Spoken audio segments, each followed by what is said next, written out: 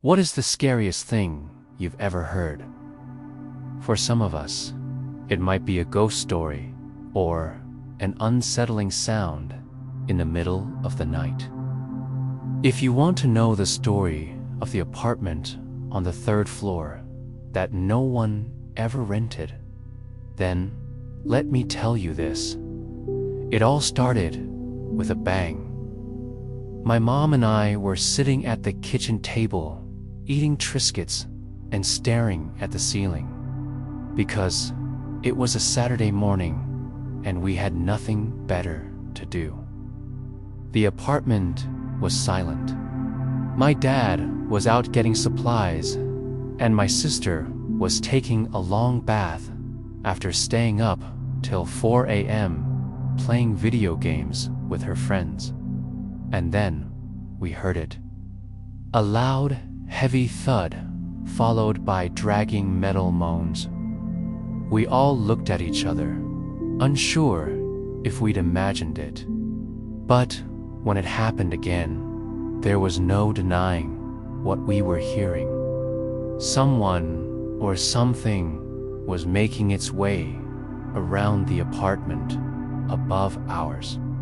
That apartment hadn't been rented in almost 2 years. When we moved into our apartment building in Queens, New York, back in 2012, the super told us the story of how the previous tenant had died of a heart attack while reaching for a cookie in the pantry. We didn't think much of it, though. Old men tend to die of heart attacks, usually when they're eating. So we figured it was just one of those things. Still, the apartment remained vacant. Whenever we passed by, we would stare at the door, wondering if it was haunted. Since no one dared rent the apartment, the super decided to put up a sign on it, advertising the space for rent. He even offered a discount on the first month's rent, but nobody took him up on it. It seemed like every time he put the sign up, it mysteriously disappeared within a couple of days, leaving behind only a faint smell of mildew and despair. The sounds above us grew louder and more frequent, but since the apartment was supposedly empty, we never really worried about it. There were other strange occurrences, too. Doors would slam shut by themselves. Lights would turn on and off. We'd see the occasional shadow flicker across the walls. Most of the time, we tried to ignore it. After all, it's not like there could actually be someone in that apartment, right? Then, one day, in September 2013, everything changed. My family and I were eating dinner in silence when we heard the unmistakable sound of footsteps pacing back and forth directly above our apartment. We could hear the person stop and start, drag their feet, and sigh heavily. My mom turned off the TV and listened intently. "I gotta call the super," she said, reaching for the phone. Before she could dial, though, the footsteps stopped. All three of us stared at the ceiling, holding our breaths. Had we just imagined it? Maybe. But when the sound started again minutes later, there was no denying what we were hearing. My dad got up from his chair and walked over to the door. "Hey," he shouted, knocking on it. "Is anyone home?" No answer. My dad tried the knob. It was locked. Then he yelled for the super. We stood there for what felt like hours, listening to the commotion above. Until finally, my dad gave up and went back to his seat. My mom called the super, but he wasn't home and his cell phone went straight to voicemail. She left a message explaining the situation and hung up. Then we waited and waited and waited. It felt like the whole world was stomping on our ceiling, but it was probably only 10 minutes. Then the sound stopped. We breathed a collective sigh of relief and went back to our dinner. But the respite was short-lived.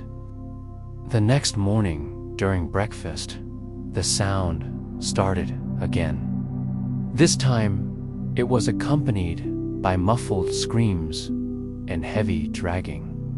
My mom picked up the phone again and called the super's wife.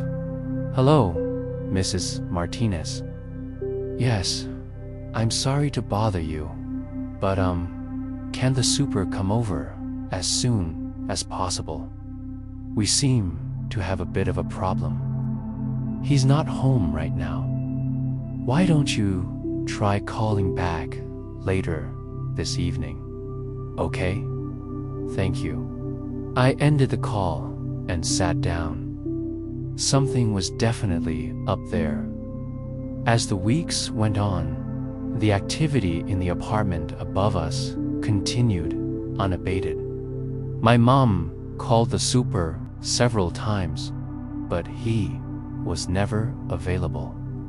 So we just put up with the constant pounding, dragging, and screaming until one day in early November when it all came to a head. We were having dinner again when my sister suddenly stood up in the middle of the meal and started stomping on the floor. "What are you doing?" I asked. "This is ridiculous. I'm tired of living like this.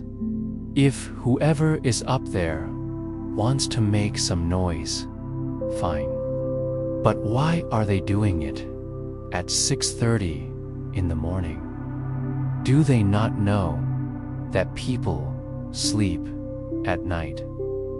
I laughed and shook my head, thinking she was joking.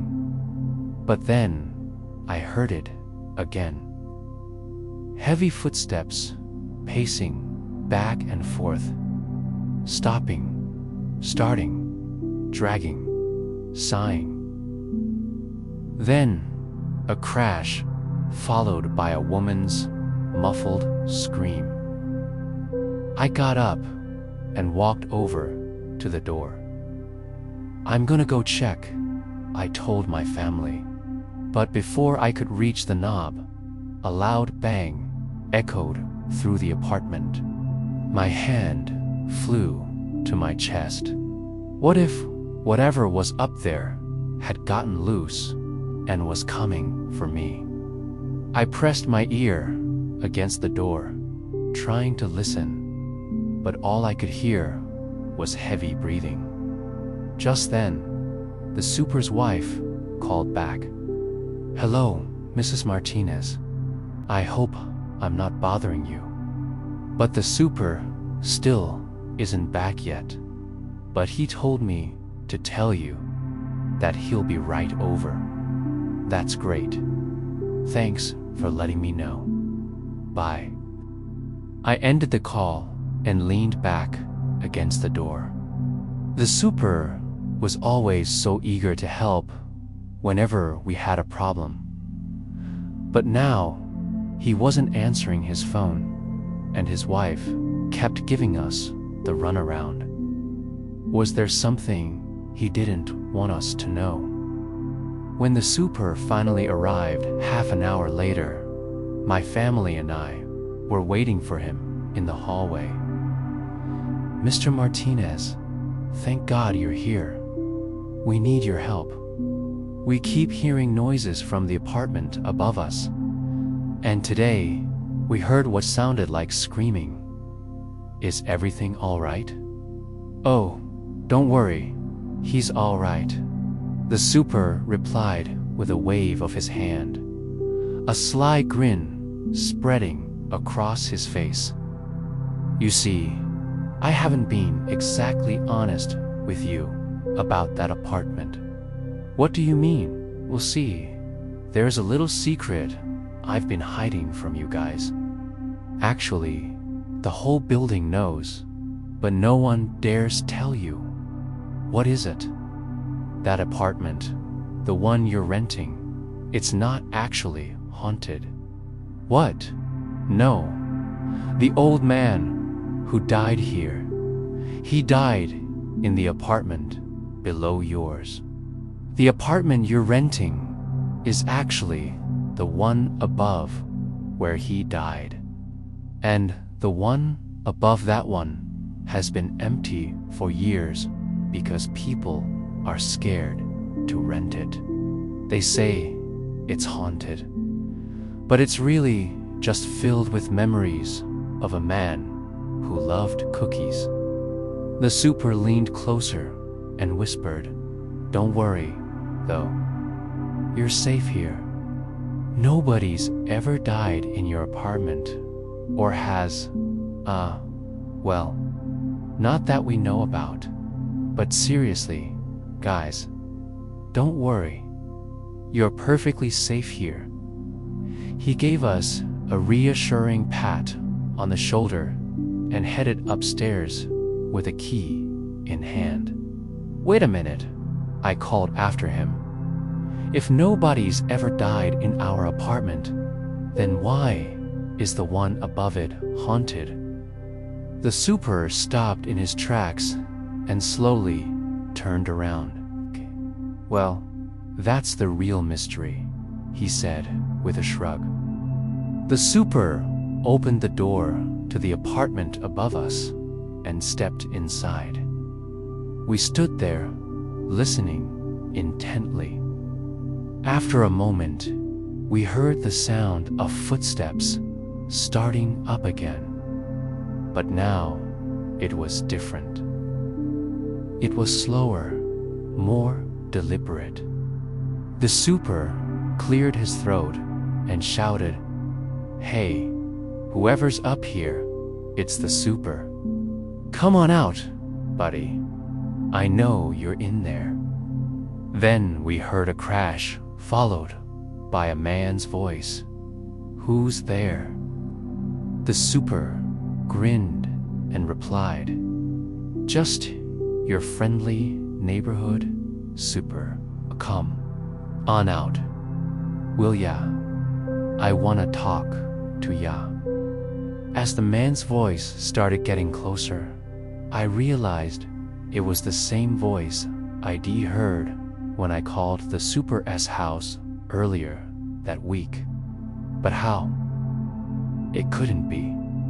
Could it? Mr. Martinez," I said nervously, "I think maybe we should get out of here." But it was too late. The door burst open and the man stood there staring at us, a wild look in his eyes and blood dripping from his mouth.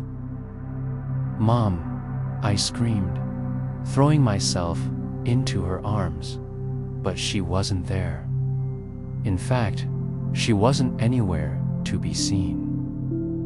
All I saw was the super, the man from the apartment above, and a pair of very familiar black high heels lying right in front of me. Do you believe in ghosts? Let me know in the comments below. And thanks for watching. See you next time.